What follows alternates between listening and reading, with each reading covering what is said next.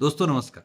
Assessment year 2025-26 के लिए अब जब आप अपनी आईटीआर भरेंगे तो उससे जुड़े कुछ प्रश्न मेरे पास आने शुरू हो गए। उनमें से एक प्रश्न जो आया कि अनूप जी, जब मैं अपनी कैपिटल गेन की इनकम रिपोर्ट करूंगा और उसमें भी शेयर मार्केट म्यूचुअल फंड से रिलेटेड कैपिटल गेन की बात करूं तो लॉन्ग टर्म कैपिटल गेन जो शेयर मार्केट ट्रांजैक्शन से हुआ हो या इक्विटी ओरिएंटेड म्यूचुअल फंड से हुआ हो, उसमें कितने तक के लॉन्ग टर्म कैपिटल गेन पर टैक्सेशन नहीं होगा।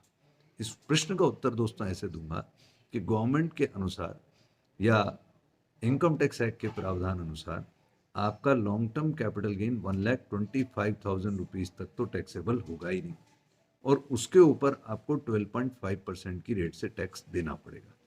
अब यदि किसी ने मुझे ये कहा कि अनूप जी, मेरे पास में कोई और इनकम थी ही नहीं और मैं मान लूँ आप न्यू टैक्स रिजीम में हैं, तो आपको 3 लाख रुपए तक की बेसिक एग्जम्पशन लिमिट यदि आप रेजिडेंट हैं, प्लस 1.25 लाख रुपए की ये लिमिट, 4.25 लाख रुपए तक के लॉन्ग टर्म कैपिटल गेन पर भी टैक्स नहीं देना होगा।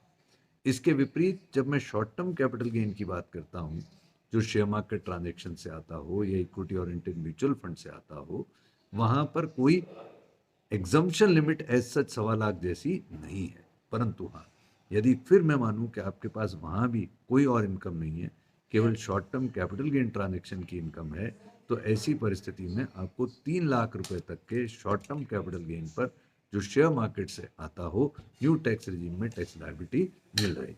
I hope this would be useful. Thank you.